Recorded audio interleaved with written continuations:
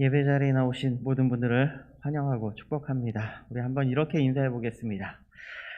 우리 하나님의 약속 위에 굳게 섭시다 하고 인사 나누겠습니다. 하나님의 약속 위에 굳게 섭시다. 네, 감사합니다. 언약을 어기고 율법을 범함이라 라는 그런 제목이 이 제목을 이렇게 읽으면서 그 찬양이 생각났습니다. 하나님의 약속 위에 서리라, 이 말씀이 생각났습니다. 그래서 여러분들과 함께 그렇게 인사해 봤습니다. 우리는 가족이라는 그런 울타리 가운데 살아나가고 있는데요. 요즘은 가족의 해체라는 그런 표현을 많이 쓰기도 하는데, 이 위태로워진 그런 가정을 나타낼 때 이런 표현을 씁니다. 그래도 우리의 가정 한번 생각해 보면 평안함도 주고 위로함도 줄 수 있는 곳이고, 또한 행복감을 느낄 수 있는 곳이 바로 가정이 아닌가라는 그런 생각을 한번 해보았습니다. 그런데 이런 가정 가운데에 제 개인적인 사견적인 생각을 한번 여러분들과 함께 나누어 보도록 해보겠습니다. 두 가지의 관계가 존재한다라고 생각이 듭니다. 첫 번째는요, 이 자녀와 이 부모의 관계입니다. 그거는 조금 일방적인 좀 관계인 것 같습니다. 어느 누구나 할 것 없이 이 부모와 자녀가 관계를 가지고 있는데요. 그 사람이 부모를 일찍 잃든 아니면 부모와 원치 않게 헤어지게 됐든 간에 어느 누가 할 것 없이 이 부모님과 관계 속에서 태어난다는 것이죠. 이 말은 다른 말로 하면 우리 자녀들이 나는 당신의 아들로 태어날 겁니다 라고 하면서 계약서를 딱 쓰고 이 땅 가운데 태어나지 않았다는 말을 하고 있는 것입니다. 그냥 아름다운 사랑의 부부가 만나서 그 사랑의 관계를 통하여서 자녀가 태어난다는 것을 이야기한다는 것이죠. 그런데 이런 자녀들이 이렇게 한번 생각해 보면 어리면 어릴수록 부모님의 사랑을 모두 다 내주어야 하는 그런 관계라는 것입니다. 모든 것을 다 내주는 무한적인 희생을 요구하는 그런 관계가 되어 있습니다. 그들이 어느 정도 자랄 때까지는 계속해서 챙겨줘야 되고, 우리 자녀들도 보면 왜 이렇게 사랑을 받아야만 하는지 참 모르겠습니다. 그런 모습들을 볼 수 있는 것이죠. 왜냐하면 우리 자녀들이 아마 스스로 행할 수 있는 능력이 없기 때문에 그렇다 생각이 들고 있습니다. 아마 다 큰 좀 성장한 20대가 넘은 그런 자녀다 할지라도 그들에게 부모의 사랑이 꼭 필요한 존재이다라는 것이죠. 부모님의 사랑을 지금도 주고 있을 것이고, 아직까지 여러분들이 바라봤을 때에는 그 자녀들은 아직까지도 아기와 같은 그런 자녀들이 아닌가 한번 생각해 보았습니다. 우리의 삶의 현실을 살아나가면서 이게 조금 바뀌기는 했지만, 그래도 자녀에 대한 책임감이 우리들에게는 꼭 있다라는 생각이 든다는 것이죠. 두 번째 관계는요, 이 부부가의 약간 헌신적인 관계에 속해 있는 것 같다라는 생각이 듭니다. 성경에 보면 서로 돕는 배필이다라고 이렇게 이야기하고 있지 않습니까? 이 말은 서로의 부족한 부분을 좀 채워줄 수 있는 관계가 이 부부 관계가 아닌가라고 생각이 들었습니다. 그럼에도 불구하고 이 부족한 관계를 채워주고 서로에 대한 헌신이 사라지게 되면 둘이 관계가 깨지기 마련이다라는 것을 말씀하고 있는 것이죠. 그러니까 서로에 대한 그 사랑을 나누고 그거에 대한 부족한 부분을 서로 채워줌이, 그것이 너무나 벌어지고 이 관계가, 이 사랑이라는 관계 속에서 그것이 점점 멀어지게 되면 관계가 소홀해질 뿐만 아니라 결국은 그 관계가 오래 유지될 수 없는 그런 관계가 된다는 것입니다. 여기에는 이 사랑이라는 그런 헌신이라는 그런 관계가 존재한다라는 것을 볼 수가 있다는 것이죠. 그런데 우리의 신앙도 이와 비슷하지 않나라는 생각을 한번 해보았습니다. 오늘 본문 1절에 보면 언약과 율법이라는 그런 표현을 쓰면서 하나님의 이런 신앙을 가짐에 있어서의 우리에게 주신 이 언약과 율법은 이 하나님이 우리를 사랑해 주시는 그런 관계 속에서 하나의 그런 그 중심점을 잡아주게 하는 그런 것이다라는 것을 볼 수 있다는 것이죠. 이 언약과 율법은요, 하나님의 관계를 유지해 주는데 상당히 중요한 역할을 한다는 겁니다. 아담과 하와에게 있어서의 중요한 역할을 하는 것은요, 이 선악을 알게 하는 나무의 열매를 따먹지 말라고 하는 그 언약에 있었습니다. 이것을 따먹는 날에는 너희는 정령 죽으리라. 그래서 그의 관계가 틀어지게 된 거죠. 아브라함에게 있어서 그에게 찾아오셔서 그에게 약속의 말씀을 해주셨죠. 그 약속의 말씀이 바로 그 아브라함과는 언약과의 관계이다라고 말씀드릴 수 있고요.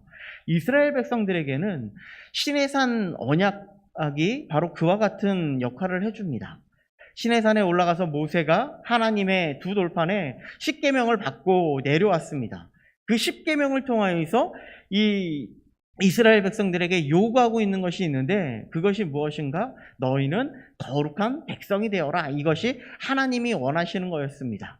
그러면서 신명기서에 보면은 너희를 왕같은 제사장으로 세우고자 하는 것이고요, 내가 택한 백성으로 삼기를 원하시는 거고요, 이것이 하나님이 이 십계명을 통하여서 그들과 맺은 언약이라는 것이죠. 너희들이 이것을 지키지 않으면 나는 너희들과의 관계를 더 이상 유지할 수 없는 거야 라고 말씀하시는 것이 바로 이와 같은 것이라고 말씀드릴 수 있습니다. 이것이 앞서 말씀드린 이 부부 사이에 이 헌신을 요구하고 있는 것처럼, 그 사랑이 깨어지면 더 이상 부부관계를 유지할 수 없는 것처럼, 하나님과 우리 사이에서도 우리를 하나님께서 택해 주셨지만, 예정해 주셔서 우리를 불러 주셨지만, 우리가 하나님의 말씀 가운데에 온전히 서지 못하는 그런 삶을 살아간다면 하나님은 우리를 이 이스라엘 백성들이 행한 것처럼 우리가 영원하게 그렇게 하나님의 택한 백성으로 살아갈 수 없음을 말씀하고 있다는 것입니다. 그런데 이스라엘 백성들이 이런 하나님이 주신 신앙을 온갖 잘못된 생각을 가지고 우리들도 비슷하게 생각하고 있지 않나라는 생각을 한번 해보는데요, 하나님이 여전히 그들을 사랑하고 계실 거야 라는 그런 생각을 가지고 신앙생활을 하고 있는 것이 잘못되어져 있다라는 것입니다. 이스라엘 백성들이 생각하고 있는 것 중에 하나, 잘못 생각하고 있는 것 중에 하나가 무엇이냐면, 우리는 하나님이 택하신 선민입니다 라는 생각입니다. 그렇기 때문에 우리를 하나님은 버리시지 못하신다 라는 생각을 가지고 있다는 것이죠. 그들의 단단한 착각 속에 살아가고 있는 그들의 삶이었다는 겁니다. 그들의 잘못된 모습을 하나님께서는 정말 바로 잡아줄 필요가 있었어요. 그래서 호세아 선지자를 통해서 오늘 말씀을 이렇게 이야기하고 있는 겁니다. 1절 말씀을 우리 한번 같이 읽어보도록 하겠습니다. 1절입니다. 시작. 날파를 내 입에 댈지어다. 원수가 독수리처럼 여호와의 집에 덮치리니 이는 그들이 내 언약을 어기며 내 율법을 범함이라. 하나님께서요, 나팔을 내 입에 대고 불라라고 이렇게 선언하고 있는 것은요, 이 나팔이라는 말씀은요, 전쟁이나 심판을 상징하는 그런 단어입니다. 그러니까 하나님께서는 이 전쟁 또는 심판을 통하여서 이 여호와의 집이라고 하는 이 북이스라엘을 하나님 앞에서 덮어버리겠다라고 말씀하고 있는 말씀이 바로 1절에 있는 이 말씀입니다. 그런데 이스라엘 백성들의 생각은요, 어떤 생각을 가지고 있냐면, 어떻게 하나님이 여호와의 집을 이렇게 망칠 수가 있어?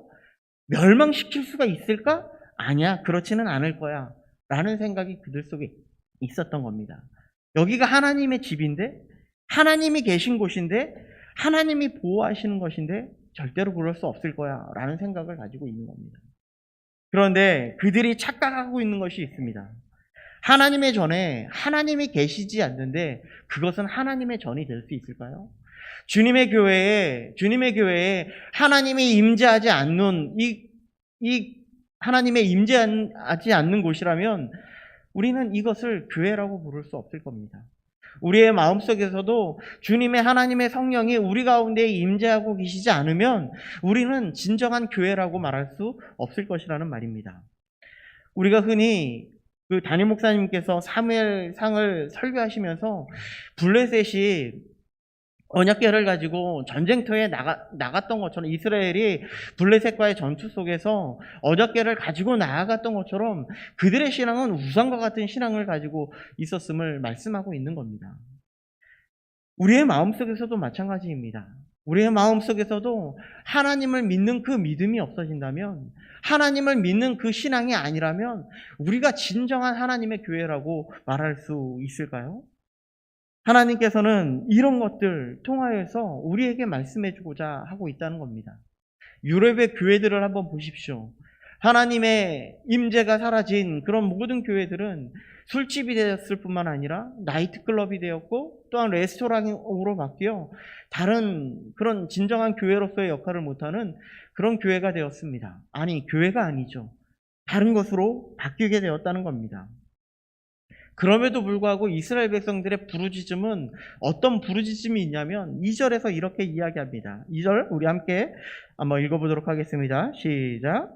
그들이 장차 내게 부르짖기를 나의 하나님이여 우리 이스라엘이 주를 아나이다 하리라. 이스라엘 백성들이 무엇이라고 말하고 있습니까? 우리가 하나님을 알고 있어요. 내가 하나님을 알고 있어요. 이렇게 고백합니다. 하나님의 약속의 말씀, 계명의 말씀, 하나님의 뜻대로 행하지도 않고 있는 그들의 모습을 보면서 우리는 하나님을 알고 있습니다. 이렇게 고백하고 있다는 겁니다. 하나님을 온전히 섬기지도 않으면서 나는 하나님을 사랑합니다. 이렇게 말하고 있다는 겁니다. 그리고 3절에서는요, 이렇게 말합니다. 이스라엘이 이미 선을 버렸으니 원수가 그를 따를 것이라. 이렇게 고백하고 있는 것이죠. 하나님이 가장 싫어하는 것이 무엇인지 아십니까? 하나님이 가장 싫어하는 것이 바로 우상 숭배입니다. 그래서 10계명에서 1계명이 너는 나 외에 다른 신을 내게 있게 할지 말지니라. 이것이 1계명이고요. 2계명은 우상을 만들지 말라라고 말합니다. 우상 숭배하는 것을 하나님은 싫어하는 그런 하나님이십니다. 그런데 그들은 어떤 모습을 쫓아가고 있었냐면 5절 말씀해 보니까 사마리아여 내 송아지는 버려졌느니라. 그들이 송아지 우상을 만들어 버렸다. 이렇게 이야기하고 있다는 겁니다. 하나님은 그들에게 우상에서 떠나 온전히 하나님을 사랑하고 하나님만을 섬길 것을 바라고 있지만 그들은 그렇지 못하고 있는 삶을 바라고 있는 것이죠. 하나님의 거룩한 삶을 살길 원했습니다. 하나님의 제사장 나라가 되길 원했고 하나님의 거룩한 백성이 되길 원했는데 그런 삶을 살지 못하는 이스라엘 백성들의 모습을 보게 되었다는 겁니다. 이 말씀은 우리에게도 똑같이 이야기합니다. 우리에게 선을 행하라고 있는 것은, 이 선이라는 것은 다른 것에 있는 것이 아닙니다. 예수 그리스도가 이 땅 가운데서 모든 사역을 마치시고 우리에게 명령한 것은 하나님의 복음 사역, 하나님의 복음을 들고 나아가라는 주님의 명령이었습니다. 그래서 사도 바울도 사도행전에 보면 이렇게 고백하는 것을 볼 수가 있습니다. 내가 달려갈 길과 주 예수께 받은 사명 곧 하나님의 은혜의 복음을 증언하는 일을 마치려 하면은 나의 생명조차 조금도 귀한 것으로 여기지 아니하노라. 하나님의 은혜의 복음을 증언하는 일을, 이 모든 것을 마치려 하면은 내 생명조차 조금도 귀한 것으로 여기지 않겠다. 이렇게 말씀하고 있는 겁니다. 그 구원의 은혜를 또한 다른 사람에게 증거하기 위해서 모든 것을 다 내려놓겠다. 이렇게 이야기하고 있는 것입니다. 우리의 부르심은요, 모든 사람에게 주님의 복음을 전하라고 하신 하나님의 뜻이 계심을 우리는 알아야 합니다. 그런데 이스라엘 백성들은 이런 참 이스라엘로서의 삶을 살아가지 못하고 있다는 것을 말씀하고 있다는 것이죠. 하나님은 이스라엘 백성들을 왕같은 제사장, 거룩한 나라, 하나님의 소유된 백성이 되기를 간절히 바랬습니다. 그래서 세상 가운데에 그들을 세우셔서 그들을 복의 통로로 세우셔서 그들을 통하여 진정한 하나님을 알게 하고자 하는 하나님의 뜻이 있었고요. 우리들에게도 똑같이 우리를 부르심이 우리를 똑같이 왕같은 제사장으로 거룩한 나라로 그리고 하나님의 소유된 백성으로 삼으셔서 많은 사람들에게 주님의 복음을 전하고자 하는 하나님의 뜻이 계셨음을 말씀하고 있는 겁니다. 그런데 그들에게 정말 그들을 통하여서 하나님의 복이, 하나님의 복음이 흘러갔어야 함에도 불구하고 그들은 흘러가지 못하는 그런 삶을 살고 있었다는 겁니다. 그것이 왜 그렇습니까? 그들을 막고 있는 것이 과연 무엇이었습니까? 그들의 죄로 막혀 있었다 이야기하고 있는 겁니다. 조금 지저분한 이야기이긴 하지만 우리가 잘못하여서 변기가 꽉 막혔다면 뭐 뚫어뻥을 넣기도 하고요. 이게 쑤시는 거를 통하여서 거기를 막 찔러서 거기를 뻥 뚫어야지 속 시원하게 내려가는 거 아닙니까? 우리에게 가지고 있는 이 이스라엘 백성들이 가지고 있는 이 죄의 문제를 다 해결하지 않으면, 그들의 모든 문제가 해결되지 않으면 하나님의 복음의 은혜가, 하나님의 은혜의 역사가, 하나님을 알아가는 놀라운 역사가 만방에 펼쳐지지 못하고 있음을 말씀하고 있는 겁니다. 그래서 이스라엘 백성들의 죄가 무엇이라고 4절과 5절은 말하고 있는지 이야기하고 있는 겁니다. 4절과 5절 말씀을 같이 한번 읽어보도록 하겠습니다. 시작. 그들이 왕들을 세웠으나 내게서 난 것이 아니며, 그들이 지도자를 세웠으나 내가 모르는 바이며, 그들이 또 그 은금으로 자기를 위하여 우상을 만들었나니 결국은 파괴되고 말리라. 사마리아여, 내 송아지는 버려졌느니라. 내 진노가 무리를 향하여 타오르나니 그들이 어느 때에야 무죄하겠느냐. 그들이 뭐라고 이야기합니까? 지금 하나님은 지금 북이스라엘의 상황을 설명하면서 그들이 이스라엘 백성 그들이라고 자꾸 강조하면서요. 또한 내게서 난 것도 아니고 내가 세운 바도 아니고 자기를 위해서 우상을 만들었다, 이렇게 말하고 있는 것을 볼 수가 있습니다. 자기를 위해서 만든 것이 무엇입니까? 그것이 바로 송아지 우상이 되는데 결국은 그것이 파괴될 것이다, 이렇게 말씀하고 있는 것이죠. 이스라엘 백성은요, 자기 자신을 위해서 왕도 세우고 지도자도 세웠습니다. 하나님에 대해서 알고 있으면서도 하나님을 찾지 않는 그들의 모습을 볼 수 있었다 말씀하고 있는 겁니다. 이런 그들의 신앙은요, 그들이 섬기는 그 우상이 과연 무엇입니까? 그 우상은요, 그들의 스스로 만들어낸 자신들의 하나님을 섬기고 있는 모습이라는 것이죠. 우리 가운데에서도 우리가 만들어낸 우상이 얼마나 많습니까? 우리의 정말 권력을 욕망하는 그런 사람들은요, 그것을 우상으로 삼기도 하고요. 우리의 음욕을 품고 살아나가는 사람들은요, 그 음욕을 우상으로 만들어 섬기는 삶을 살아나가는 것이 너무나 많이 있습니다. 이스라엘 백성들에게도요, 이 송아지 우상이 예루살렘을 거부하고 하나님을 거부한 그런 우상임을 우리는 깨달아 알아야 된다 말씀하고 있는 겁니다. 이 사마리아에 송아지를 세운 역사는요, 역대기 상하, 열왕기 상하에 분명히 나타나고 있는데요. 여로보암이 이 북이스라엘 백성들이 하나님께 예배하기 위해서 1년에 3차례씩 예루살렘으로 계속 내려갔습니다. 1년에 3차례씩 계속 내려가니까 얼마나 그들이 불안했겠습니까? 분명히 나라가는 두 갈래로 갈라져서 그들은 서로 다스리는 정치 체제가 다르고 있는데, 그들은 명절 때만 되면 3번씩 계속 예루살렘으로 내려가서 그곳에서 예배하니 이 여로보암 왕은 너무나 불안하고 두려웠을 겁니다. 그래서 그가 세운 것이 무엇이었냐면 바로 이 송아지 우상이었다는 겁니다. 곧 이것은 무엇입니까? 하나님이 거하고 계시는 이 예루살렘, 하나님을 만나러 가고 있는 이 예루살렘을 그들은 막고 이제는 하나님을 거부하고 이것이 바로 하나님이다 라고 선포한 그것이 바로 죄였다 라고 말씀하고 있는 겁니다. 뿐만 아니라 그들에게 있어서 다윗에게 주신 명령도 있었어요. 다윗에게 하나님께서 하나님을 온전히 섬기기만 한다면 다윗의 이 세대를 영원히 있게 해주시겠다라고 약속해 주셨습니다. 그런데 그들에게 있어서는 어떤 일을 발생했습니까? 다윗의 왕조를 영원히 이어가는 그런 세대가 아니라 그들에게 쿠데타를 일으키고요, 매일처럼 왕이 바뀌는 그런 일들을 행했다는 것을 말씀하고 있는 것이죠. 그 백성들은 얼마나 불안하고 두려웠을까요? 북이스라엘은요, 이런 다윗을 거부하고 자신들이 얼마든지 왕을 세울 수 있다라고 생각한 겁니다. 뿐만 아니라 우리들도 얼마든지 하나님을 잘 섬길 수 있을 거야 라는 생각을 가지고 있었다는 겁니다. 그렇게 다른 지도자를 세우고요, 다른 우상을 만드는 일들을 지금 북이스라엘이 행하고 있고 그것이 바로 금송아지다 말씀하고 있는 것이죠. 우리에게도 말씀하고 있습니다. 우리가 하나님의 성경 지식을 아무리 많이 알고 있다 할지라도 하나님을 우리의 마음속에 온전히 받아들이지 못하는 그런 신앙이 있다면 그것은 하나님이 원하시고 계신 것이 아님을 말씀하고 있다는 겁니다.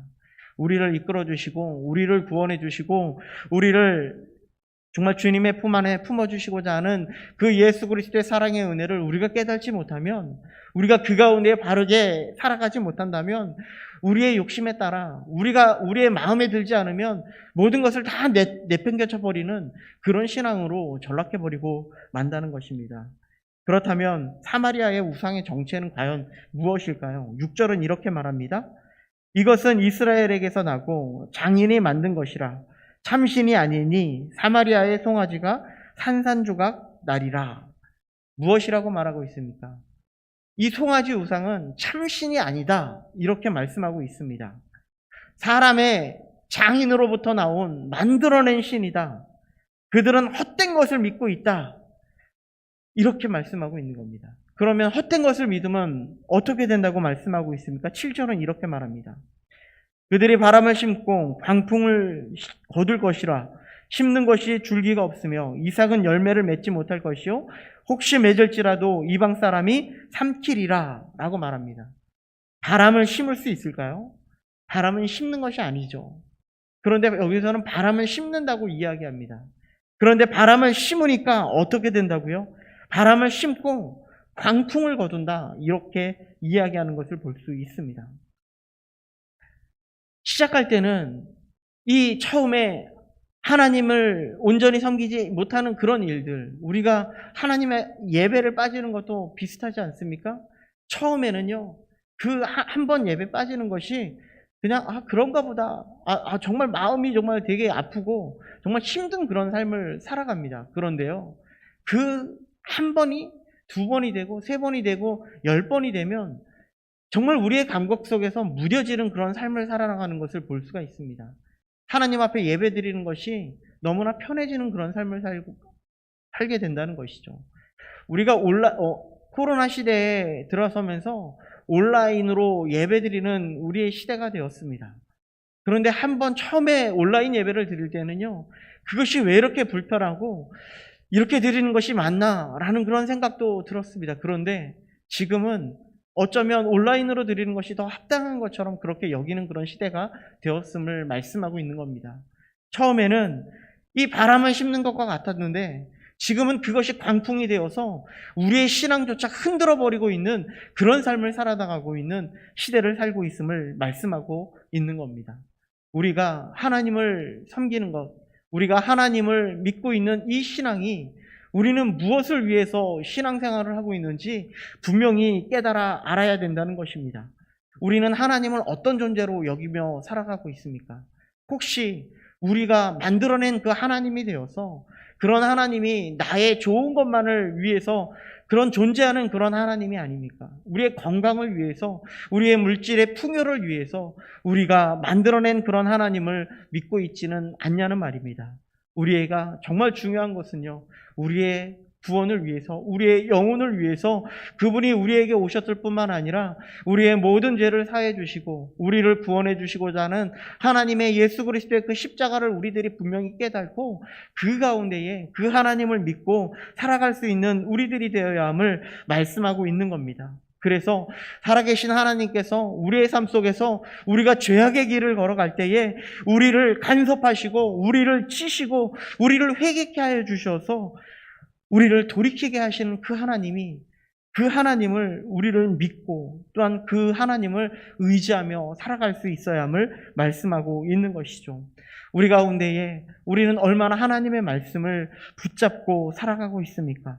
우리는 얼마나 하나님의 말씀 가운데에 세워지고자 발버둥치고 있습니까? 여러분들의 삶 속에서 이스라엘 백성들처럼 하나님을 외면하면서 살아나가는 그런 인생이 아니라 오직 하나님을 온전히 붙잡고 주님이 뜻하시는 길이 무엇인지 깨닫고 그 가운데에 온전히 설 수 있는 우리 모든 성도님들 될 수 있기를 간절히 소망합니다. 기도하겠습니다. 사랑의 하나님, 감사합니다.